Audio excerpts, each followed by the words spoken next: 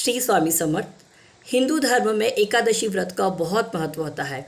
प्रत्येक वर्ष 24 एकादशियाँ आती है, लेकिन जब अधिक मास और खल मास आता है तो इनकी संख्या बढ़कर 26 हो जाती है। आषाढ़ मास की शुक्ल पक्ष की एकादशी को देवशयनी एकादशी कहते हैं। इस दिन इसे पद्मनाभा भी कहते हैं और इसी दिन से चतुर्मास का भी आरंभ होता है। इस दिन से भगवान विष्णु सोने के लिए जाते हैं क्षीर सागर में और फिर हम उन्हें 4 महीने के बाद ही उठाते हैं, जिसे देव उत्थानी एकादशी कहते हैं।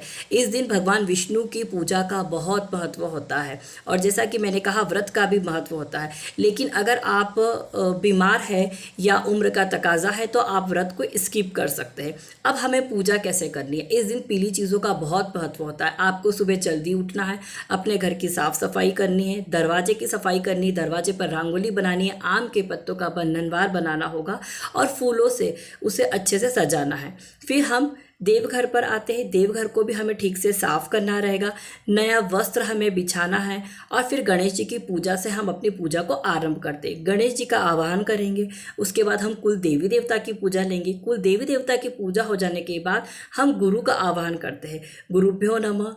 उसके बाद में अगर आपको गुरु का मंत्र आता है तो आप गुरुदेव का मंत्र बोलिए, अदरवाइज गुरु ब्रह्मा गुरु विष्णु गुरुदेवो महेश्वरा गुरु साक्षात परब्रह्म तस्मै श्री गुरुवे नमः।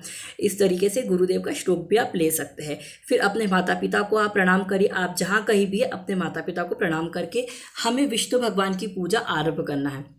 अगर आपके घर पे बाल गोपाल है तो बाल गोपाल को आप तामन में रखिए या जो भी आपके पास बर्तन है उसमें रखिए और फिर उसका पंचामृत से आप अभिषेक करिए। पंचामृत अभिषेक हो जाने के बाद में बाल गोपाल को वापस हमें स्वच्छ करके जगह पर रखना है। इस दिन पीली चीज़ों का बहुत महत्व होता है। हमें पीले वस्त्र अगर हम धारण करते हैं तो बहुत अच्छी बात है।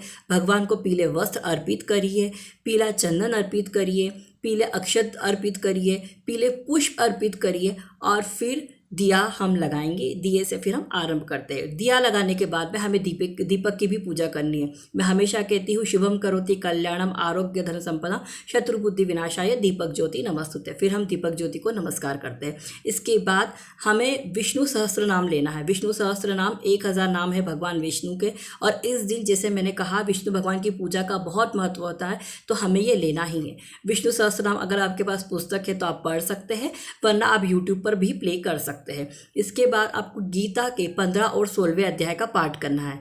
आप गीता के अध्याय करने के बाद में श्री हरि विठ्ठो बारगुमाई जय हरि विठ्ठो बारगुमाई ये आप बोल सकते हैं 11 बार, या विठ्ठला विठ्ठला श्री हरि विठ्ठला विठ्ठला विठ्ठला विठ्ठला श्री हरि विठ्ठला विठ्ठला। ये चैंटिंग भी भगवान को बहुत पसंद है तो आपको ये भी इस दिन लेना रहेगी।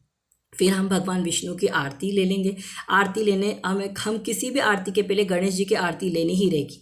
गणेश जी की आरती लीजिए, फिर आप विष्णु भगवान की आरती लीजिए, पूरे घर में धूप दीजिए। कपूर की आरती भी लेना रहेगी आपको, कपूर की आरती भी लीजिए, फिर आप धूप देंगे। उसके बाद में हम भगवान को नमस्कार करके उनका आशीर्वाद लेकर और फिर हम अपने परिवार में आपस में प्रसाद को बांटेंगे। इस तरीके से हमें पूजा करनी है। ये साल में हमें एक बार मौका मिलता है, हमें बहुत अच्छे से करनी है। छोटी छोटी चीज़ें करनी है, भगवान की ब्लेसिंग्स लेनी है, अपने और अपने घर के सभी लोगों का अच्छा चाहना है। श्री स्वामी समर्थ। जो बोला वो श्री स्वामी के चरणों में समर्पित है।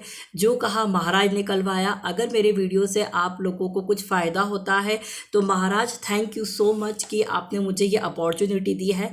महाराज ने मुझे बहुत ब्लेसिंग्स दिए। मैं चाहूँगी महाराज घर घर जाए और सभी को मेरे महाराज का आशीर्वाद मिले। श्री स्वामी समर्थ।